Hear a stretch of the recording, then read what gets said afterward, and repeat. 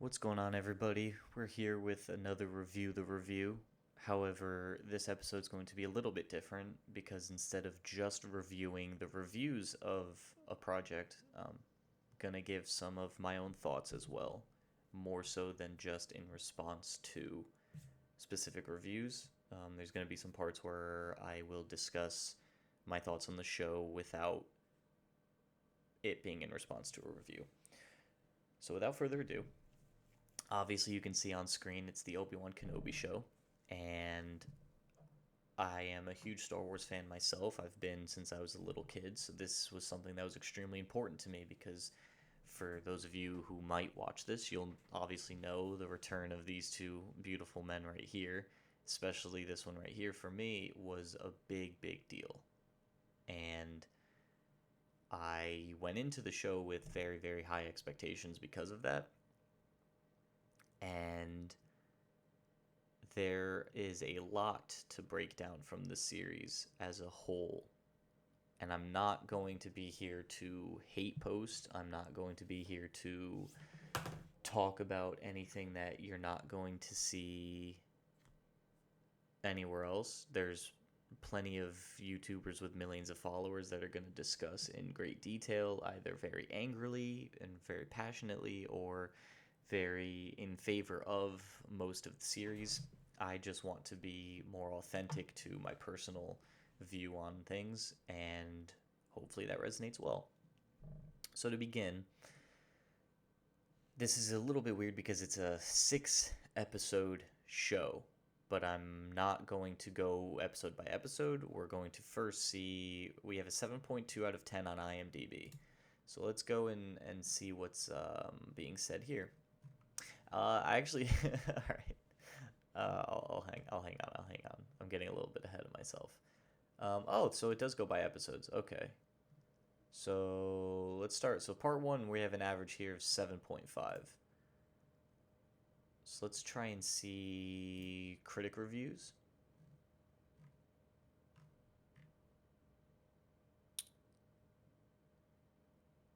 Am I missing something? I guess you have to go to their. Okay. Okay. So you have to go to their individual articles. Interesting. How about user reviews? Can I just see it? Here we go. This is what I wanted to see.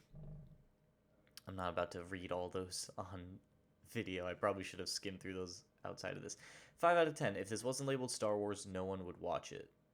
Uh, Uneventful and stilted to say the least within the wider Star Wars saga. I am sure this has a place somewhere, but it certainly doesn't deserve its own TV show. Feels like an episode of a soap opera filmed in a sandy warehouse. If you expect action or drama, you are in the wrong place. This right here is a huge issue I had with a lot of people's expectations going in is the idea that every Star Wars thing you watch has to be action packed and super dramatic. There's so many aspects to Star Wars that don't need to be over the top action and drama to be good. It's one thing that's very special about Star Wars in its own merit is that you can have a mini series or even a short film about Obi-Wan in the desert. Realistically, what was he doing in between the events of Revenge of the Sith and A New Hope? From previous canon, it was established he basically what we saw in episode 1 was what he did.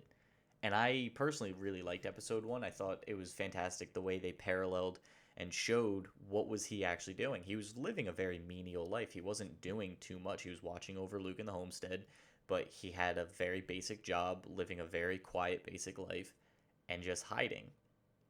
And I thought they did a great job of showing that. So like the slow and boring first episode, I don't think it was slow, but I didn't find it boring. I really liked that that's something sure you could argue it didn't need to be shown, but I would have personally felt bad if they gave us a Kenobi series and did not show us at the beginning what was he doing in the 10 years between um, Revenge of the Sith and the events of this.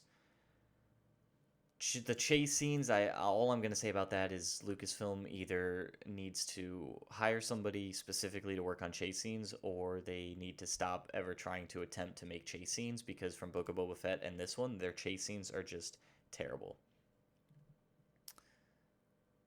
So far we're seeing a lot of 5 out of 10s, 6 out of 10s, some 1 out of 10s, a 10 out of 10. Started amazing, showing flashbacks to some of the most important and epic moments from prequels, and that is amazing. With that, they established early on that this is very much a continuation of the amazing movie that was Revenge of the Sith, and that they respect and care about the prequels. This is very important. Thankfully, they deliver on it 100%. This is a very lengthy one.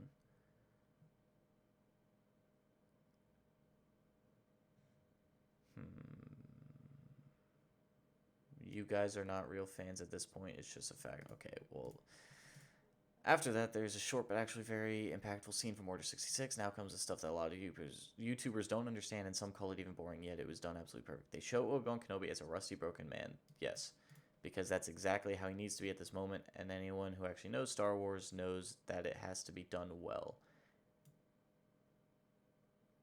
I don't like the gatekeeping aspect to this, but I do agree with the sentiment. It's absolutely ridiculous that some losers on YouTube are trying to compare Ben to Luke Skywalker in Episode 8 and pretend like now Ben is ruined too. I don't agree with calling people losers for their opinion, but I get what he's saying, and I can agree with the sentiment that what they showed us for Episode 1, Obi-Wan Kenobi, was what I would have expected to see. I don't like gatekeeping. You absolutely fail to understand that in the beginning of the series, that's exactly how he needs to be. I agree with that. This has nothing to do with Episode 8 Luke, completely different topics. Yeah, so it seems most people are kind of... It's very iffy on Episode 1. A lot of low ratings, but then some consistent high ratings. Let's go to...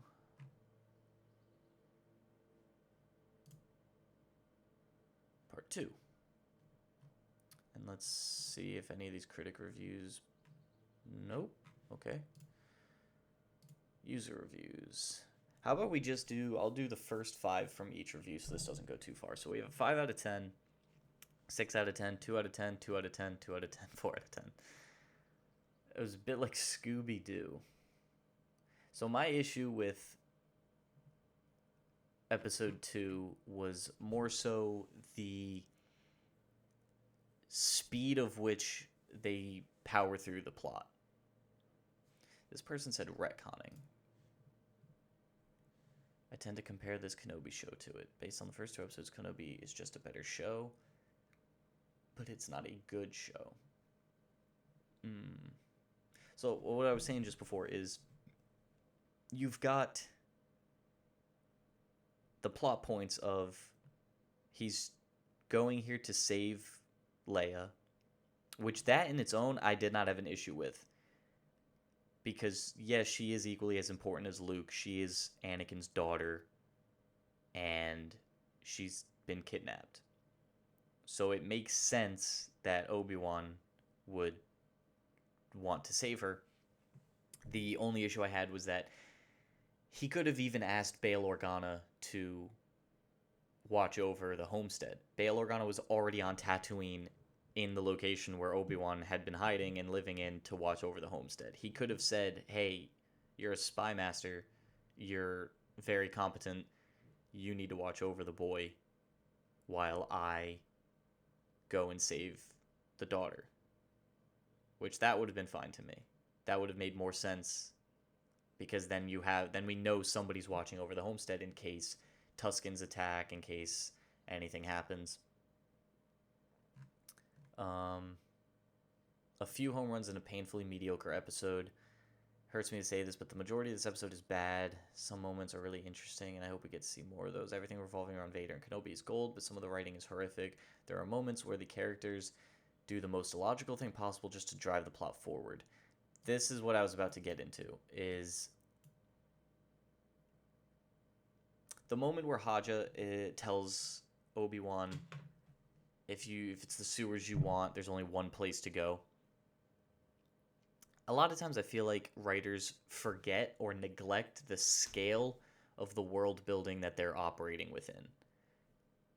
These planets have billions of people living across them, especially the city planets like Coruscant, where you have multiple levels and there's millions of people living on each level. Across the entire planet, you've got billions on every level. There is no way, realistically, that he would have known the exact building,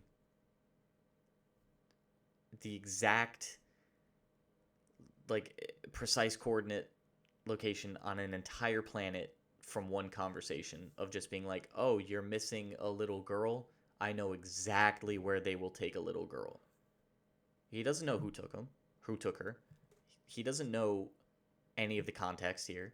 He just somehow knows the exact precise place to go, which that does not make sense as a standalone point. But then when Obi-Wan goes into the facility and he has that little Breaking Bad moment, I didn't have too much of an issue with that as much as it was just too, ironically, it was just too easy to find a kidnapped girl on an entire planet with billions of people. I understood the plot, and it's kind of like a whatever. It may be a nitpick thing, but I feel like there's plenty of other ways they could have written that to make more sense. So I can kind of see where it says a lot of the things characters do are illogical. A lot of the writing itself in the show seemed illogical. Maybe not illogical, but maybe just neglected proper care. I don't really want to get into where I can already tell this one's going to go. I think a lot of people are going to have their opinions on that one. I don't think I need to dive into that myself. This one has more user reviews than before. 6 out of 10, 3 out of 10, 2 out of 10, 1 out of 10. Please improve the music. Did he give a rating here? No. Just says please improve the music. Why did Disney Star Wars decide to get rid of a lot of the classic orchestrated music during some of the most important scenes throughout this episode? Without it, Star Wars just doesn't feel like Star Wars. Too modern, no sense of real tension and emotion. Is it being saved for the end, more climactic scenes? If yes, that's too bad that we only get to have Obi-Wan's orchestrated piece by John Williams, and maybe some classic existing ones will be played later on, ? Something feels off with the look and feel. Sometimes the image feels too digital, like a fan film. I've gotten that impression a few times too. Some of the editing too. And a lot of the CGI, doesn't even feel on par with the prequels. The lighting is dull, as well as the set pieces, and without orchestrated music, that entire combination really felt low budget. The budget was like 25 mil per episode, which that in its own, all I'm going to say is embarrassing that that's all the money they could allocate for an Obi-Wan Kenobi show. The Mandalorian had a higher budget, so it's also Disney-backed Lucasfilm. Like, you could only allocate 25 mil, really. Something's off with the lightsabers. This is a part in the editing. Some of the rotoscoping was off. Something just doesn't feel right. They don't look as powerful. They look shorter than they should be. The sound effects are also not as powerful. But besides those negative points, Ewan McGregor is great as Obi-Wan, obviously, so 6 out of 10 average at best. 2 out of 10, this makes no sense at all. So, episode 3 felt awkward. This was the moment where I first started to have a opinion about the use of Leia's character. I started in episode 3, especially the ending of episode 3, to get the impression they were overusing Leia's character. And what I mean by that is, you have only 6 episodes in the series. And now that it's all out, we all know what happens in the 6th episode. There was so much to highlight that they wasted so much time on story points that they dragged out further than they needed to be. Leia was the casting for Leia's character was fantastic. At first, the use of Leia's character I thought was fantastic, but then it became overused and too much of a focus for too long. Episode 3 should have been the last use of the Leia character. She should have. Obi-Wan should have gotten her back to Kenobi. Oh my god. Obi-Wan should have gotten her back to Alderaan in this episode, and Vader would have been tracking. There would be the rumor he's on Mapuzo. You can have everything play out the same way, but she should have gotten back to Alderaan at this point. And if you wanted to, you could play around with her telling her dad, obviously Bail Organa, like, there was a big scary man coming for Obi-Wan, like, yada yada, and create that sense of a fear for Bail to have for Obi-Wan. But one of the other things that never made sense was, how did Bail never tell Obi-Wan about Darth Vader? For 10 years, he's been operating in the Senate. Vader has been a prominent public figure multiple times. Obi-Wan would have known that Vader was still alive within 10 years. In the previous episode, it did not make sense to me that Reva told him, not because there's an inherent issue with Reva, but because that was just, it felt an inauthentic way for Kenobi to find out that Anakin is still alive. And I didn't really want to talk too much about that scene, but I also kind of felt the Grand Inquisitor would have seen that coming. But at the end of the day, I didn't have too much of an issue with it, because a lot of the things with Lucasfilm nowadays is, for me personally, to enjoy it more, there are things I have to kind of shrug off and expect them to do. And one of those things is now to not value the death of a character. You stab the Grand Inquisitor, we already knew he was going to survive. It was pointless to do that. Especially knowing how Reva's character turns out, they could have had that be the jumping off point of her, like, have her fight the Grand Inquisitor. Have it be like this awesome badass fight. They both get out almost, like, have a close call or something, just like make them fight. And then Reva now is in a position where that begins her character development to become what she was at the end of episode 6. And if you didn't want to do that, then it should have, then the fight with her and Vader should have happened earlier in the series. But we'll get to that. Let's go to episode 4. 350 user reviews, 5 out of 10, 1 out of 10, 1 out of 10, 2 out of 10, 5 out of 10. I've lost my optimism with the show. There are those moments where I really enjoy the show. However, those are far and few between. It's the strange direction, almost like Deborah Chow was physically forced to cut 50% of the scenes from each episode, as well as logical leaps that bewilder at best. I can understand the sentiment there. Insult the viewer at worst. To the laughable dialogue that maybe don't make your eyes roll quite as hard as some of the prequel trilogy, however, certainly more frequently, as a Star Wars fan who watched the animated stuff multiple times and sees how those shows get right, it really bums me to see how bad this is after episode 4, you know. Sliding. So why is the third sister interrogating Leia? That was what I was hoping to see. See, so here's the thing. So no, this one swaps a number of small problems for a big one. Leia was kidnapped in episode 1 as a ploy to smoke out Obi-Wan. Now she's being held captive and reasonably could still fill that role simply by being held captive. Despite that simple explanation, a large portion of this episode is focused on third sister interrogating a child for information on the path.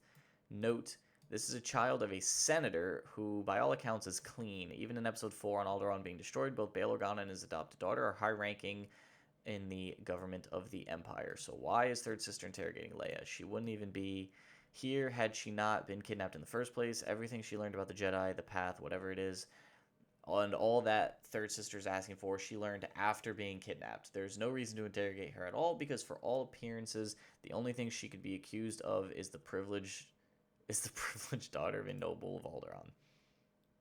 That is the big problem with this episode. Most of it is slow, just doesn't make any sense. The episode could easily focus on only Obi-Wan breaking in to rescue Leia without the Leia third sister scenes. Those scenes are really totally irrelevant to the plot because Obi-Wan has to rescue Leia regardless. And so the show continues its slide. I really enjoyed episodes 1 and 2, but it's becoming clear that this is yet another example of Disney pushing out Star Wars content simply as a cash grab without really having a plan for it. How disappointing. I genuinely thought the episode was lackluster. It's pretty funny. My sister, who's not a huge Star Wars fan, she has been watching the show. She fell asleep during this episode. She told me, she called me afterwards. She was like, I fell asleep. I couldn't get through it. I thought that was pretty funny. The episode, this was why I said that Leia's character was drawn out too long. Because then we got this episode, which was pointless, especially now after seeing the finale. The path meant nothing to the story.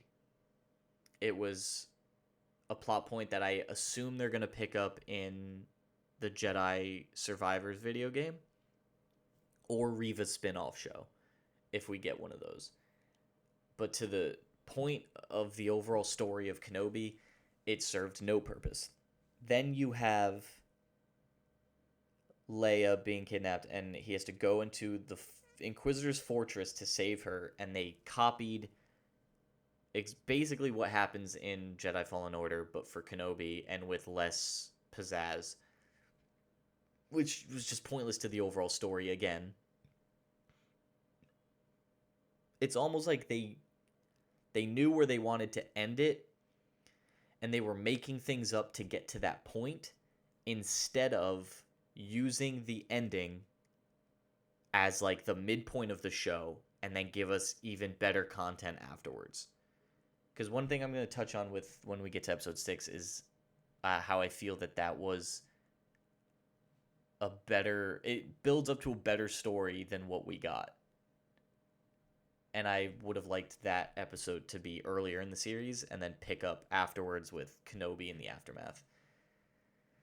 But as for this episode as a standalone, produced for children, I mean, here's one of my issues with the produced for children point. When people say online now, Star Wars is for kids, Star Wars is for kids, Star Wars is for kids. When I was in 7th grade as a kid, I was reading The Hobbit, I was reading Lord of the Rings, I was watching Lord of the Rings movies, I was watching the Star Wars original stuff, I was watching God knows what else, just movies and shows and books that had amazing storylines that I enjoyed as a kid. Now, obviously, as I got older, I understood those stories a lot more, but even as a kid, I appreciated and loved those things in part because it was great storytelling. It was stories that captivated me as a kid, not things like, I mean, everyone watched SpongeBob growing up, but like there's two different types of kid content. There's content that's suitable for kids, and then there's content that's made for kids. Things like SpongeBob, things like Blue's Clues, things like The Wiggles, if anyone remembers The Wiggles, that stuff's made for kids. Things like Lord of the Rings, even to an extent Game of Thrones, the original Star Wars, The Hobbit, these things are suitable for kids. I say to an extent with Game of Thrones just because depending on the age of the kid, that sexual nudity stuff, I don't need to explain that. That's self-explanatory. But The Lord of the Rings and The Hobbit is suitable for kids. I read it as a kid. I loved it as a kid.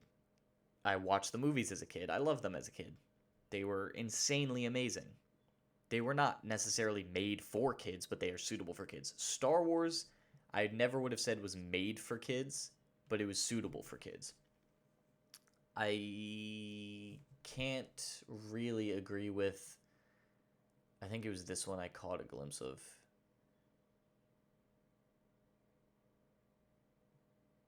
So this part. So, and people are saying that the character is bad or generous. Disney said, "We can't wait for you to experience Reva's story, and it's been 4 episodes and I'm still waiting for her story to begin." That part, they took so long to give us Reva's character. It was like, it's episode 5 where we finally get Reva's character. They should have given us that in episode 2, if you really want Reva in the show.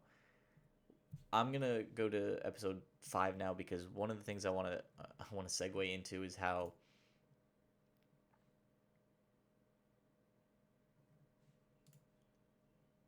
let's see if somebody mentions it. Lightsabers are the new back scratcher and other dumb stuff. 4 out of 10, 6 out of 10, 4 out of 10, 3 out of 10, 3 out of 10, 4 out of 10. This part, okay, I think this is going to segue into what I was saying. So, they waited all this time to give us Reva's character. If they truly wanted to focus on Reva, they should have made an Inquisitors TV show and made Reva the main character. I get the impression they feel like they have to insert certain characters and storylines into projects that they don't have any place for because they feel like they can't stand alone on their own merit. I would disagree with that, though, because I feel like if they made a Grand Inquisitor show, or just an Inquisitor show, have a random Jedi that they're hunting for 6 episodes, maybe even 2 or 3 Jedi that they're hunting for 6 episodes. Reva's the main character. You have so much room to explore because you have the full show to explore her own character. This show was not the place to do it. Ultimately, just from a critical standpoint, she did not serve a purpose to the overall story because of the way they ended it. And that's not a discredit to Reva's character. I personally believe, and this is complete honesty, I personally believe the Reva's character could have been a lot better. Kind of like with Rey, but the issue, one of the biggest issues, wasn't even with her writing. As awkward and seemingly directionless her writing was, I shouldn't word it like that. As seemingly directionless as the writing for the Reva character was,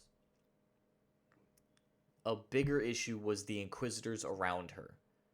The rest of the Inquisitors were written very watered down, kind of held back,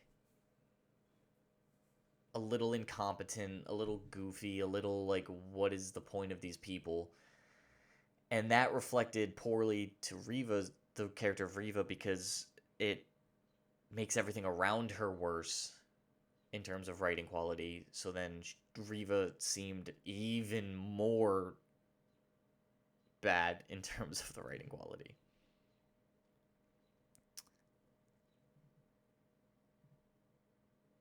One thing I skipped over with the previous episodes, though, was the fight with Obi-Wan and Darth Vader.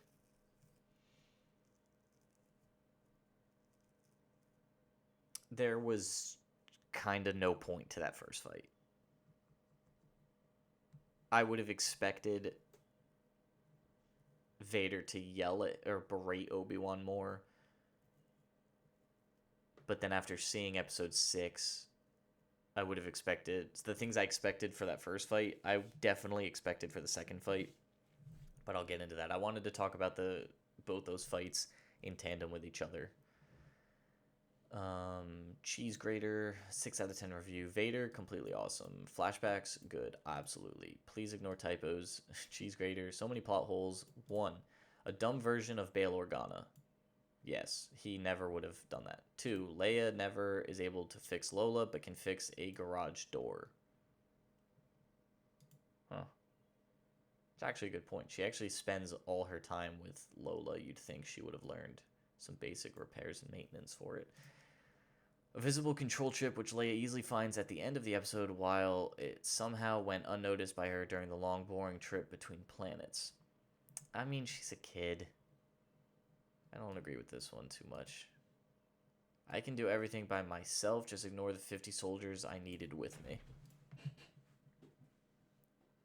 Not sure with the context of that one. Blow that door up. More ammo. Yes, while I'm standing in front of you. Your terrible shots. I'll be fine. 10 minutes later, lightsaber slices through easily. Why not use that first? That's a separate issue of Lucasfilm writes the Empire as very incompetent and not as scary as they should be. Vader wasn't strong enough to grab the second ship. I had to think about this one for a bit because I watched it the first time and then I watched it a second time with closed captioning turned on, because a lot of times there's things that closed captioning shows you that sometimes the cinematography and the acting doesn't. And one of those things was in that scene.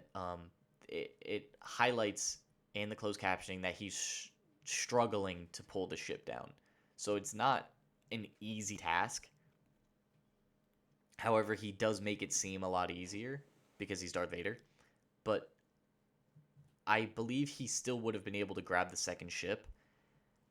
One thing that I would have done differently is while he was grabbing the ship, that's when Reva should have attacked. Because then it would have made more sense as to how the second ship gets away. Because now he's distracted with Reva trying to assassinate him. I watched Jedi Children Killed. How could he? I want revenge. My solution involves taking a battalion and leading it to battle against the few remaining Jedi and those that help them, because that's the best way to exact revenge for them is to kill them. I do agree that just goes into the poor writing of she has been spending so much time hunting Jedi and this, that, the other thing to avenge the Jedi children she was with. I think it would have worked better if they explored her character earlier on as having her own conflict of the dark side was starting to corrupt her. So she genuinely didn't see that hypocrisy because her mind was being twisted by the dark side to a point that she was blind to that hypocrisy. I think that could have worked a lot better and made the story with that part, that sentiment, a lot clearer. Here, almost stranger with questionable morals. Take my phone with that has no passcode and contains vital info. Oops, forgot to delete those. Yeah. There are more, but that was the list I came up with while watching YT videos point out even more holes. Did anyone edit the script, or were they too blinded by the flash of the spectacular action to remember to do that part? This point right here, there's a lot with Lucasfilm and Disney that they seem to value moments more than they value the whole episode or story or movie. I saw the same issue with Doctor Strange Multiverse of Madness. They value moments that people can put on a TikTok or post to Twitter really quick and freak out about more than they value the overall story. And what I'm referring to with Multiverse of Madness was the scene with I don't even want to talk about Multiverse of Madness, but when Wanda kills all the people, I don't want to spoil anything if anyone hasn't watched it, if you're watching this, but there's just, they highlight moments more than they highlight story. Best episode so far, but that's like saying the best punch in the face I ever had. Wow, this is terrible writing. Are they serious? Is there anything that a 9-year-old, whatever age is Leia, can't do? Get this little girl ladder so she can climb the fence and perform some engineering and get those roof doors open. She is truly gifted at everything, yet for some reasons didn't notice that her pet droids... Yeah, I mean, that just goes... I don't have an age with a 9-year-old...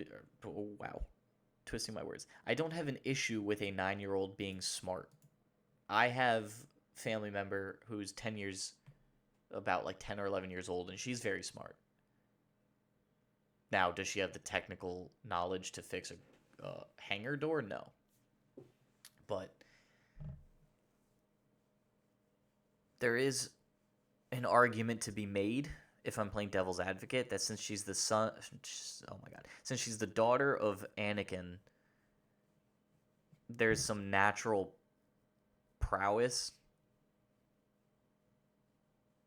but that still doesn't even work because I saw people try to make the argument, well, Anakin built C3PO when he was a kid. Yeah, however, he grew up in Watto's shop working with technology since he was younger than that, repairing speeders, repairing things around the whatever Watto sent him to do, maintenance, engineering, all that stuff. He was growing up around that. So it makes more sense that he would eventually learn how to, over time, put C3PO together. Because it's not like he did it in one sitting. It was a long project that he had. It was a pet project he did in his free time. So I imagine he spent years toying with it, trying to get things to work, learning hands-on, which kids are smarter than people give them credit for. If you gave a kid a project car, eventually, like, they can learn through years and years and years of experience how to get some things to work. But Leia grew up as a princess in a very privileged place where she never had to touch anything like that. That's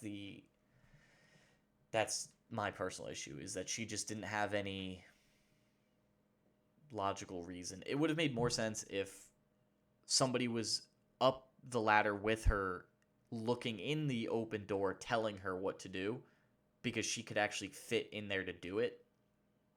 They could have had any of the engineers that were there actually explain to her what to do. As for the fight with Vader and Reva, like, I thought that was cool. Just didn't make sense that she gets stabbed and survived as a child, because that flashback. That goes into another one of my issues, actually, with Lucasfilm now. They'll show us quick glimpses of kids being killed. But in the last episode of Book of Boba Fett, the people of Freetown perfectly survived a giant tank droid with a bubble shield shooting at them behind one stone wall.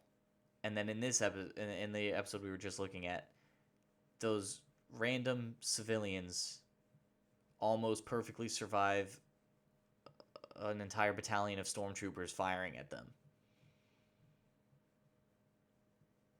They'll show us kids dying, but adults can't die to realistic things. Like the people of Freetown one, it ripped me out of that episode completely, because there's no way the tank droid just stopped in the middle of the street and was barely doing anything. Why did it not just march up to the wall? Like, there's so many ways that you can write logical battles where those people did survive, but in a way better way. But it's just weird that they'll show us kids dying, but they can't have the civilians be completely outnumbered and almost completely wiped out. If you I don't know. It's just, if I start thinking about that one too much, I'm going to get a headache. So let's check 149 user reviews for episode 6. 6 out of 10, 8 out of 10, 7 out of 10, 10 out of 10. Whew. Doesn't fulfill its potential, yet shows flashes of brilliance. Nobody can ignore the flaws of Obi-Wan Kenobi. The show is shaky and uneven while presenting some aspects of retconning or some ideas that make us shake our head. Some of the stuff is also really well done, on the other hand. While part 6, there's elements I love, I did, however, feel a severe lack of emotion during the duel between Vader and Kenobi. Okay. This shouldn't be allowed in the Star Wars universe. What emotion the duel lacks, though? It is well portrayed in the relationship between Obi-Wan and Leia. The duel was shorter than expected, like Grievous, but the levitating scene was elite. I think he's talking about the levitating the rocks. So this is what I was gonna get into earlier. This is why I skipped talking about the first Vader and Obi-Wan fight. And when I first was going into their first fight, I had an expectation that if Vader was going to be that emotional or that kind of angry and aggressive towards him verbally, that he would say more. It's been 10 years since they saw each other after he was burned alive. He didn't say much. I expected when he started kind of getting loud at him, maybe even screaming something like, "You took everything from me. You took my wife. You took this. You took that from me." Like, because he always blamed Obi-Wan for everything after he became Vader. I felt disappointed we didn't get more of a conversation between the two.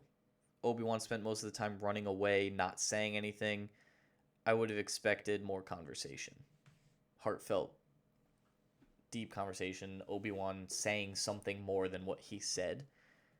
Which was why I felt, after watching this episode, that first fight did not do anything for the story, really. Now, in this second fight, I fully expected some mention of Padme. Some mention of what happened. Don't get me wrong, I did personally love that conversation between them after Obi-Wan cuts the mask open and he sees Anakin's face, and that whole conversation, I felt that was good. I felt throughout the entire fight there should have been more, which is greedy to ask for, but the style of this episode too, I didn't agree with cutting in between the Reva portion and the fight portion. I felt like they should have taken a book out of Revenge of the Sith and given us the full uninterrupted fight on screen, especially because Kathleen Kennedy said that this was supposed to be the rematch of the century. It was great to me, but they kept interrupting it. They kept cutting away from it.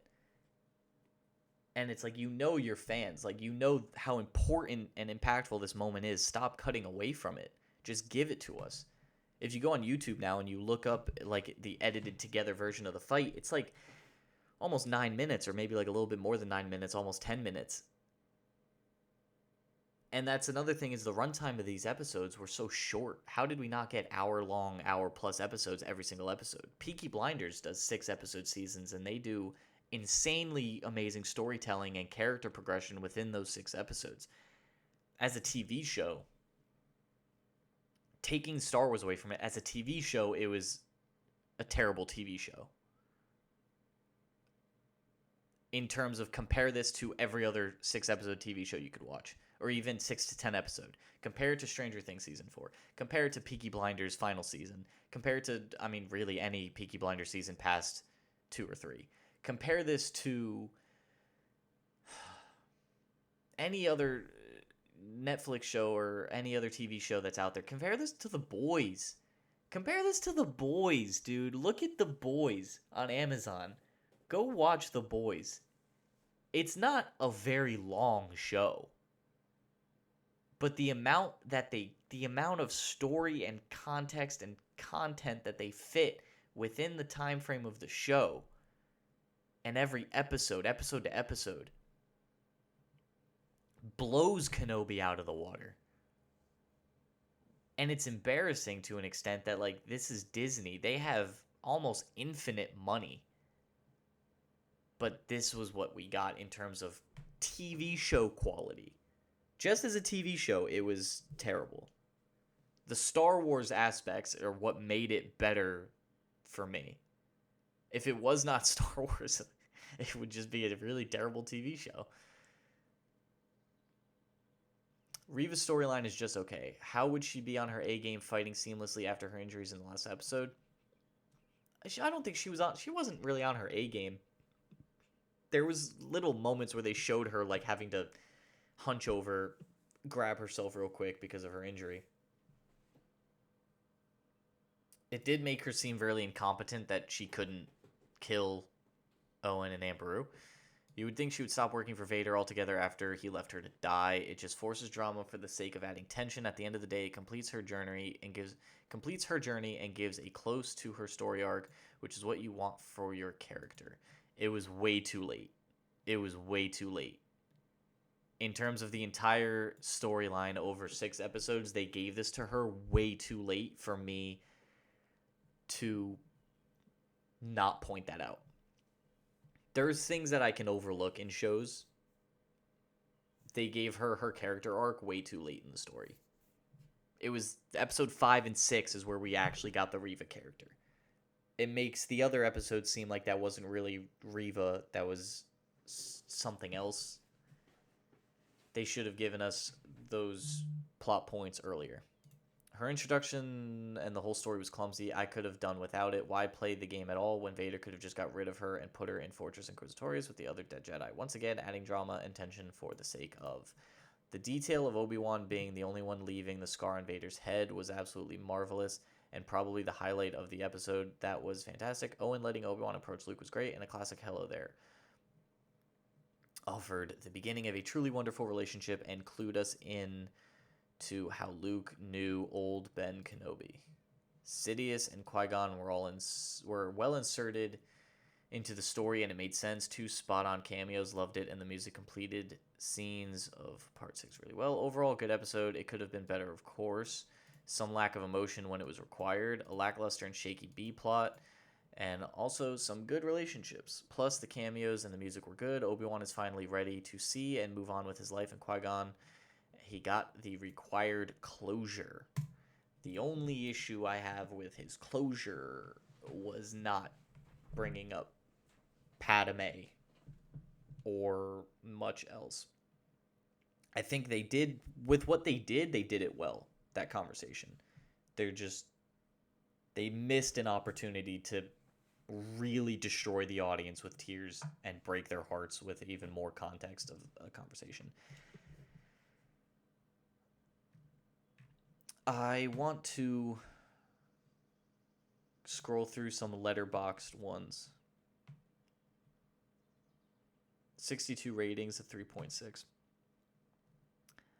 Now, one of the things with Letterboxd is it's more social media-esque, so some of them might not be serious, but I do still want to see what people are saying. I'll never forgive George Lucas for selling Lucasfilm to these cinematic universe mongers. Anakin flashbacks, and I'll give this 6 stars. This must have been an older one. A surprisingly effective recap, i.e. brilliant sizzle reel of episodes 1 to 3 that almost convinces you the prequels are worth watching. Well, the prequels are worth watching. What are you talking about? Leads into Ewan McGregor, Rey in Force Awakensing around Tatooine.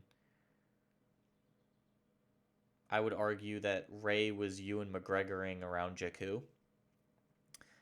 Or Obi-Wan Kenobiing around Jakku, which is basically just Oddworld at this point, whilst young Leia traipses around in costume and on set. That dare ask the question, what would be more boring than Star Trek Insurrection? Mostly horrific performances, tensionless action, and an overactive score working to hold it together. Expect more from your streamers. You should, absolutely, as fans of anything, you should expect more from your streaming platforms.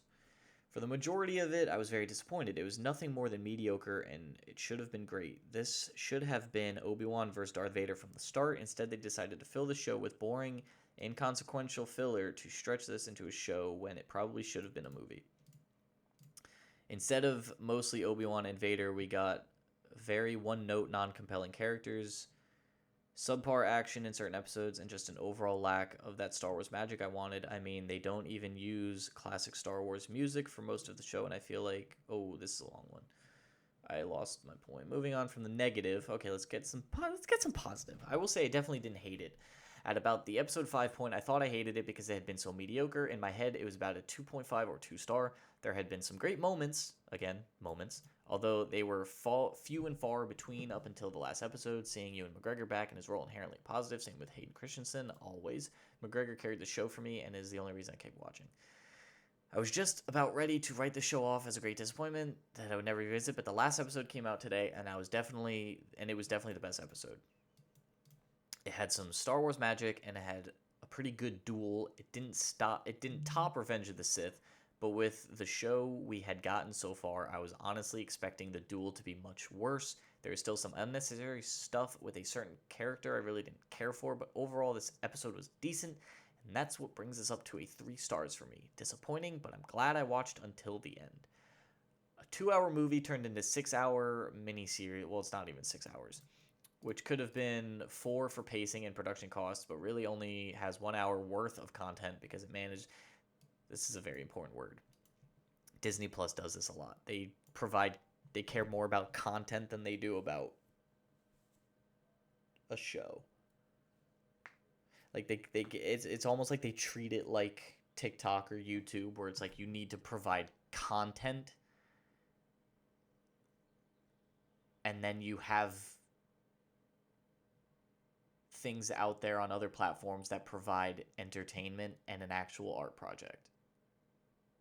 Like Stranger Things Season 4 and Peaky Blinders final season. I'm using those ones as examples because they're two of the most recent TV show things I've watched. Disney Plus puts out content. Other platforms and other studios and other writers and directors out there and producers put out projects. Episode 1, 8 out of 10, 8 out of 10, 9 out of 10, 7 out of 10, 9 out of 10, 9 out of 10. I like Star Wars, but I don't really adore it like some people. Although, saying that, I was very excited for the show because I would say that Obi-Wan Kenobi is probably my favorite character in Star Wars. I really enjoyed the show, and I think it's getting a bit too much hate. I just thought it was really entertaining. I don't really care if it's not canon, because frankly, I don't know enough about the universe to know if everything is correct and fits in properly. I just thought it was fun, and the fight scenes were amazing. The lightsaber battles were great, I thought. I don't have a lot to say about it, to be honest. I just really enjoyed it. Oscar reviewer, I like your review. I like this review, because here's somebody who's not a diehard Star Wars fan like myself, or like maybe some of you who will watch, but it's somebody who just genuinely enjoys the entertainment, and I can fully get behind this. I like that review. Oh, that's not what I meant to do. Well, you know. Oh, here we go. Give me some more. Aha. So let's see. Let's just do a couple more.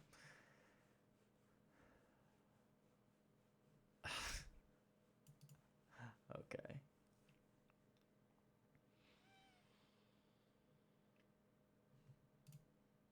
I don't even know where to start.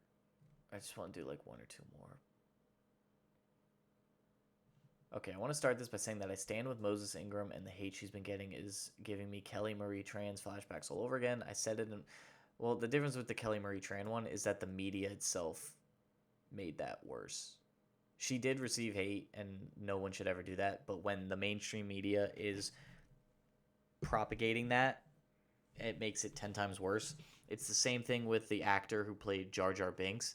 If you guys never saw that, there was an interview with the actor of Jar Jar Binks who says that it wasn't actually the fans who drew him to almost commit suicide. It was the media. The media and the critics made it so much worse for him that it drove him to that dark point. With Kelly Marie Tran, it was very similar, where the media and the critics brought so much more into it. I said it in my review of the last 2 episodes. She deserves to break out, and I'm glad a franchise like this is giving her this opportunity. But hating on someone just because of the color of their skin or especially how their character is portrayed, doesn't equalize that we must put our anger onto someone. Absolutely, hating on someone because of their color of skin, I don't even think that needs to be said explicitly, but I guess in today's world, we're still at a point where I would have to say that. It's terrible, of course. How their character is portrayed, I would say that equates to the writing, and you absolutely have the right to hate a character for the writing. You do not have the right to hate the actor for portraying the character that was given to them written in that way. There's very real chance that she was given directorial notes and told how to portray the character, and you should take your anger out on the writing and the directing. Not the people themselves, but just the decisions that were made and the writing itself. Star Wars Twitter said it best, don't be racist. I cannot wait to see more of her. I hope she can get out of this smoothly. She'll get out of it smoothly. She's a grown woman. She's strong enough. She can handle anything thrown her way. That's something that I sometimes don't like about people trying to be like a savior of others. Like people of color, especially black people in America, they grew up around this. They can smell racism a mile away. They can sense the subtle racism. They know what is racist and what isn't. They don't need other people or a corporation like Lucasfilm to protect them from it, because that makes them seem like childlike. Moses Ingram is a grown woman who's strong and smart, and she's more than capable of handling anything that's thrown her way. So, like, yeah, like, you can hope she gets out of this smoothly. Of course she's going to. She's a grown woman. She's not a helpless child. As evil as the world is, everybody in the world's going to have to deal with terrible things, and I don't doubt that she's strong enough to handle that. Everybody's strong enough to handle everything thrown their way. And as terrible and evil as racism is, the realism is that, yeah, it exists. It's alive and well, and we have to combat it, but that doesn't mean that the people who suffer from it are too weak to deal with it. They are not too weak to deal with it. They're stronger than I am. They're stronger than most of the people that will watch this. The episode, that's part 3. Episode 5. Flashback scenes in part 5. Oh my god, such a great episode. Oh man, I'm so happy right now. Our boy's back. This review may contain... I can handle it. I saw this review somewhere else.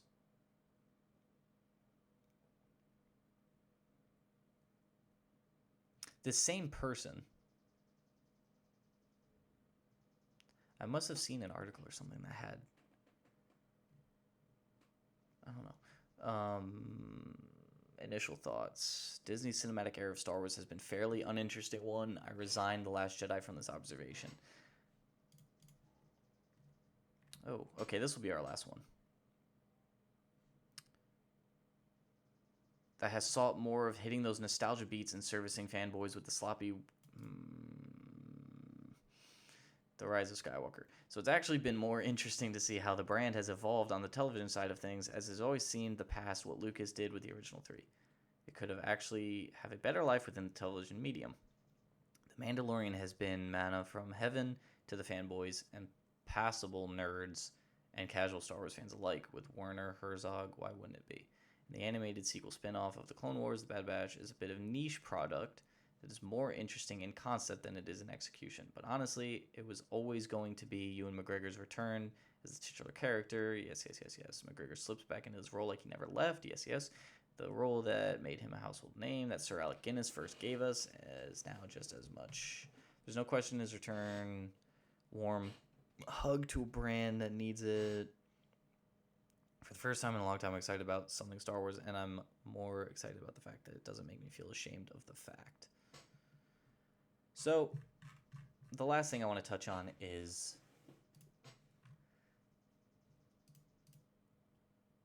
the very final thing of Qui-Gon and Luke. The last thing I want to touch on is when you bring in writers to a franchise like Star Wars, you have to vet that these are people who are passionate about the universe and knowledgeable enough to do it justice. Luke only surviving because Reva spared him was not something that should have been put in the show. Luke should not have been touched past seeing Obi-Wan watching him in the distance. You could have the scene at the end where Owen is like, do you want to meet him? But to create a character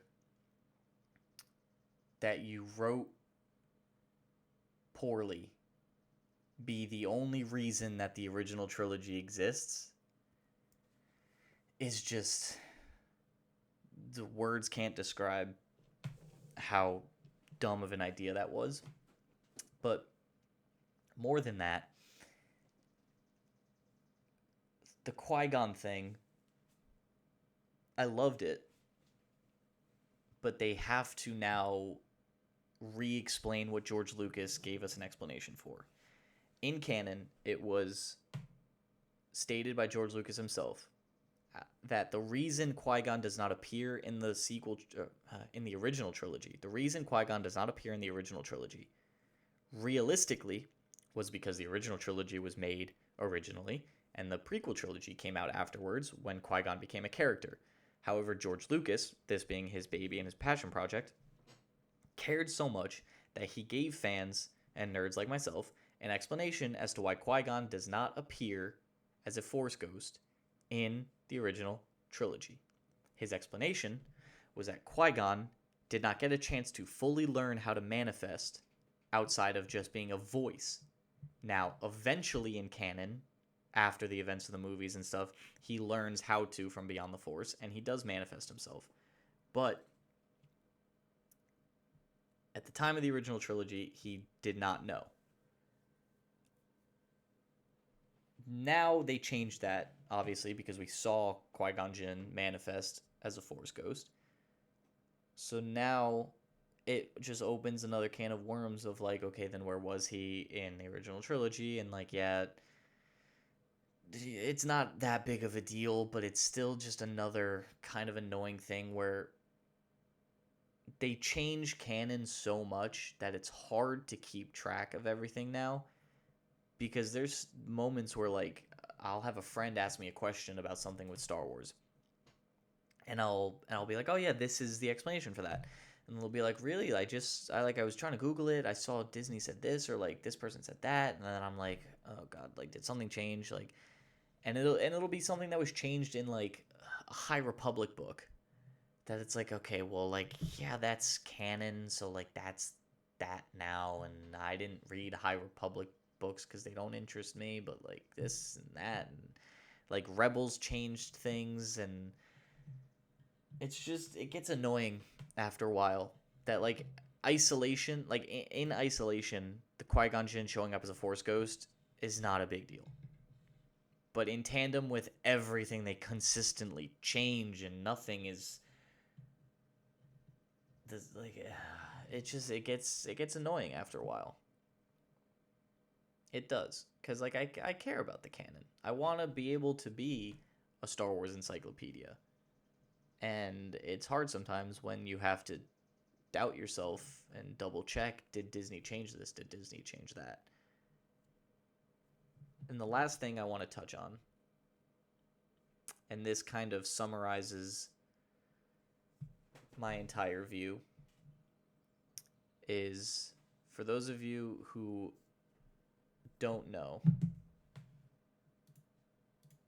I'm going to remind you of something.